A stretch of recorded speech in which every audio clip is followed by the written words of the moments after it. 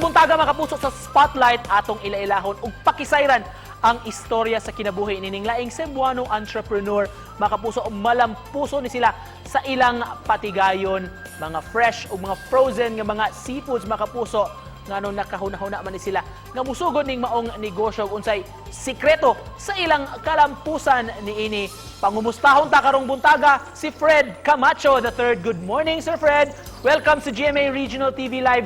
Daghang salamat, sir. Kumusta ang negosyo ro panahon na, sir? Mayang buntag, Sir Nico. Salamat sa Ginoo, sir. Business is doing good again. Kumusta dairon, sir, ang negosyo sukad nga nagka-pandemya, Sir Fred? Medyo tricky kayo ang businesses karon. No?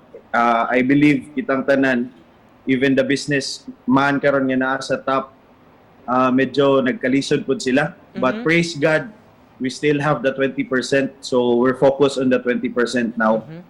Since we're still into the Cebu Business Month karong buwan sa Hunyo, sir, we'd like to hear your inspirational story, sir. Nganong nakahuna-huna man mo ani nga business, sir, ug unsay sikreto sa kalampusan?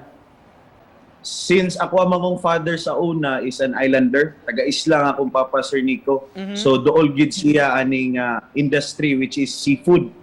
Pero ni agi sad mo og mayon tang kalisod gyud po, sir, og challenging nga mga times. Can you cite an instance ko na ani, sir? Actually, sir, ako, nag-handle naman ko, nag-manage naman ko sa business. Akong father, I've been asking him good unsa may mga challenges sa una. Ang challenges good sa una, sir, is ang capital, number one. Tungod kay they don't start kanang rich naman, ana. So, ubre sila sa una. So, lisod good, hinay-hinay good ang chain bitaw. With regards to this, sir, seafood magyud siya patong gihisgutan, sir. Kadagatan karong panahon na, Sir Fred, di kalikayan nga polluted na ang uban, sir. Unsa man doon na ba kay kanyo identify kung doon ay mga isda or uban nga mga sea creatures nga kaming tag safe kaunon kumpara sa uban nga dili kaayo? Actually, sir, mag-base gina ang ginaingon magud nila is seafood is always healthy choice gina siya. That's right. So, magdepende na siya, sir, sa atong situation, sa atong health. Number one, kung high blood ka, di ka pwede mukaon na itong mga dugoon nga mga isda. So, ato na sa mga naay himbis. So, inana, you get to ask your doctor if what's good seafood for you. But for now, kung bata-bata patagamay, okay patamo ka og mga pasayan, mga lambay, inana. Pero sa katong medyo edad-edaran na, likay na kita.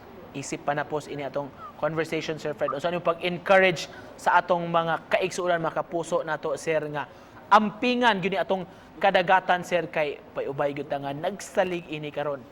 We encourage you people, especially in Cebu, by starting to pick up your trashes good, even like maadto tag mga beach nang dita magpatakag labay, though gamay ra na siya, isa lang na siya ka plastic, but dako kay na siyang damage sa ato ang ocean. Thank you so much for joining us this morning, sir. Pagpaambit sa inyong makapa-inspire nga istorya.